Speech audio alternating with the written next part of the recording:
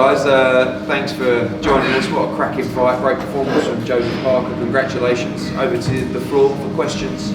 Joseph, what absolute war that was. Did you expect Chisora to make it to the squad? Because there were many times when we thought even Dave might throw the towel in at one point. Listen, I wanted the knockout, but got too excited a few times when I heard him. So the positive thing is we made improvements and adjustments from the first fight, and the exciting thing is there's still a lot of work to be done with Andy. So just need to take a break now and enjoy time with the family, quality time with my wife and my kids, and rise up here to make a decision what's next. Did you enjoy the back and forth nature of the fight? I loved it. 24 rounds with Derek. He's a beast, he's a warrior, and he always comes and gives a war. And I'm just happy it's a lot more exciting than the first fight. Did he ever have you hurt in there? Listen, I can't really hear you. What was that? I can't really hear you. He stung me on this side, and you can see it's a bit swollen. So Derek's one tough guy. But you never felt like he was in I any didn't feel like I region? was gonna be out of there, but I felt a few punches there, of course. And then for you, Eddie, yourself, the fight more than delivered. The atmosphere was absolutely electric. You would actually think that Derek was in his hometown, really, would you? Yeah, I just think that with Derek, you know what you're going to get, and I think when fighters always talk about going out on their shield, he came out in the 12th round to try and win the fight by knockout, full well knowing that he could get carried out. But he's, a lot of fighters say, "Oh, I don't care if I get knocked out trying to win." Doing it is different, especially when you're already hurt, and that's why people love him. But I tell you, it was a great performance from Joseph, and he needed to be that good. And I tell you, he needed to be as conditioned as he was, because it was a grueling fight, and if he wasn't fit, he would have folded down the straight, because Derek makes you do that. And I was really impressed by the performance, but very impressed by the conditioning, because he's obviously worked very hard, because it was a grueling fight, and it was a big win for him, because you need to win well, and you need to win in exciting fashion. And I thought it was good to see some spite from Joseph Parker, letting his hands go with bad intentions, because I feel like he hasn't had the confidence in the ring. And tonight we saw a different kind of Joseph Parker throwing with bad intentions. Were you concerned for Derek at all in there? Because there were moments where his eyes looked like he was in a different place for a few rounds, maybe from the 4th round onward. He was just... I think, Dave Coldwell knows what he's doing. I mean, there was one stage where every time he got hurt, obviously, he wasn't very good at hiding it.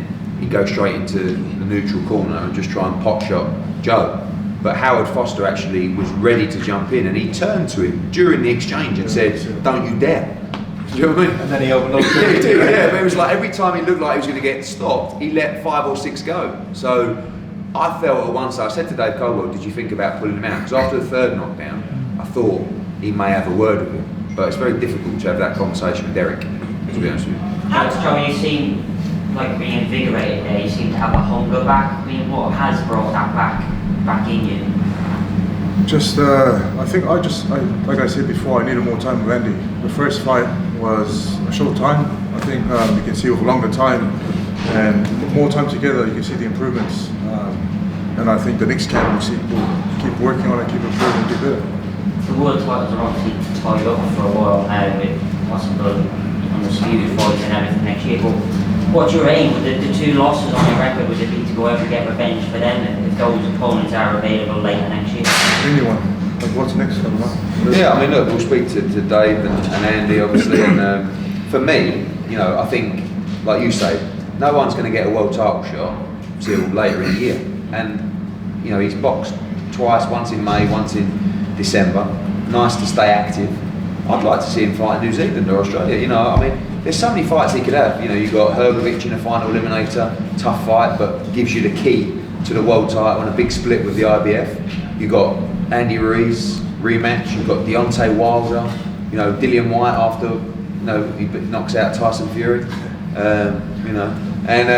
We'll have to see. I think he's in a great position, because it's one thing winning, but it's winning well in exciting fights. That's the difference. So Joseph Parker won tonight and makes people want to watch him again. So we'll see what Mr. Higgins says. And I like the idea of, if you want to stay active and fight at home, I don't know. I mean, First you need to get home. Yeah, true. Yeah, that's a good idea. When will you get home?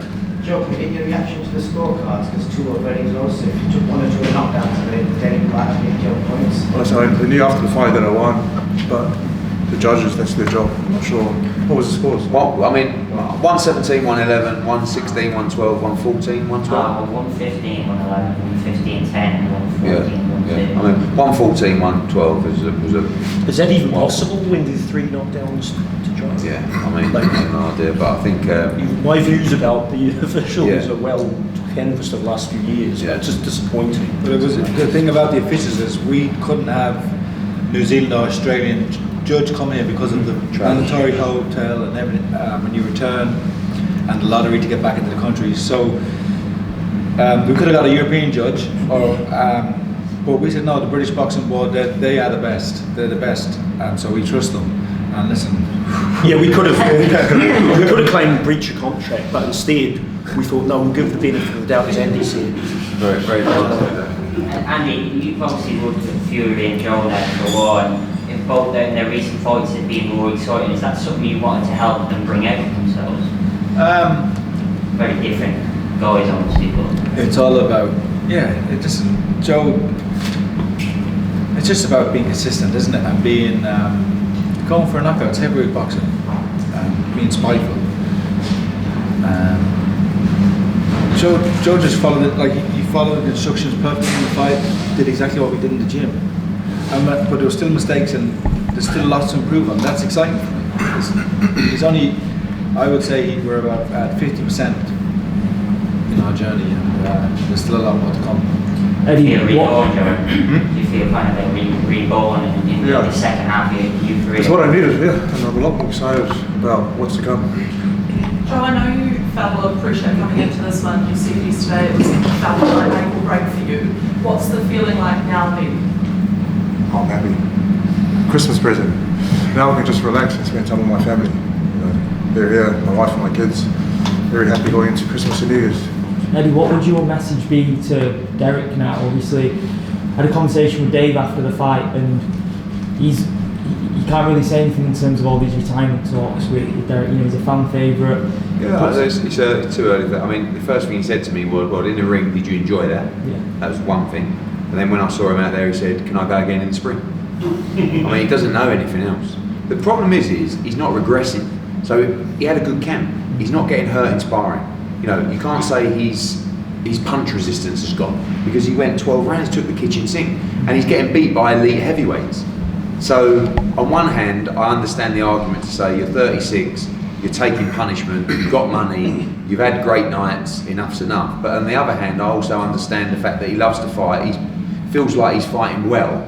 And if you're not an elite heavyweight, he will beat you. No question about it. He's a nightmare to fight, isn't he? I mean, he just... Well, what about like, even though he lost, his reputation grew. It did, That but fight. he's So gonna- why don't you give him a nice 4 or 5 fights where he's not an underdog? Where Because he's he doesn't gives you at really, least the 60 problem is fights. as well, he wants those big nights, do you know what I mean? He's like, and the You know, problem the is... speakers, and no but- disrespect yeah. to David Price, you know. Yeah. And But let's, he let's wins, he appreciate beats it, those enjoy guys, it. you know. But he wants, Let's and enjoy every this. time, if you look at his 11 defeats, you know, he's lost twice to Joseph Parker, twice to Dillian White in 2 His record's crazy. wars, twice to Tyson Fury. That's 6 defeats from 3 fighters. He got robbed against Helenius in Finland, probably should have got the decision against Pulev. A bad performance against Kabayel, lost to Alexander Usyk, Hell of a fight with Vitaly Klitschko. I mean, like I'm saying, if you're not an elite heavyweight, he will beat you. And if he didn't perform like that tonight, and if he wasn't as fit as he was, he would have got beat tonight. That's why you've got to be on the top of your game to beat him. Is this the best you've ever seen Joseph Parker? Sorry? Is this the best you've ever seen? I think so. You know, because I think even when he fought AJ, he didn't have that kind of belief. You know, you've got to believe in yourself. You look at, you know, I hate to say it, but Tyson Fury is probably the best example of that in the division. Someone that truly believes in his ability and himself. And now Joseph's believing in himself with that confidence. He's a much better fighter and a more spiteful fighter. And you know, I think if you don't have the confidence in a division, in this division, it's a tough, even tougher sport. Joe, what do you want next for 2022? I just want to keep busy. Just keep fighting. Joe, there was a moment, I'm not sure which round it was, but it looked like a bit of a below the belt shot from Chisora, and you kind of waited a second and expected the ref to come in, and Chisora took that as an opportunity to go for broke. What did you make of that instance at that time? Just felt a low blow. I went, oh, then they keep coming. So I had to cover up and fight back. You didn't have a problem with it? Last question, guys. Joe, can we see you facing Bullet? He doesn't box anymore, does he? Isn't he doing that other thing? The other triangle. Thing. Triangle. Yeah. Maybe. Last one. There you go. First of all, I'd just like to say a massive congratulations. We spoke the other day, we spoke about Spike. We saw that tonight. An absolutely fantastic performance. You brought the heat to this match. You two seem to work really well together as a team. Joel, I know you said you're going back home to your family, you're going to take time out. How is that relationship going to stay stable moving forward for future fights if you're to and from New Zealand? I'm staying here. You're here? Yeah. Okay. Can't get home. We can't get back home. Right, okay. Until further notice. You need to win an MIQ lottery, so you've got a chance of 1 in 10 every few weeks or whatever. So we're stuck up here till the government regulations change. Well, then that's good for us because then we've got you for longer. Thank you. Congratulations.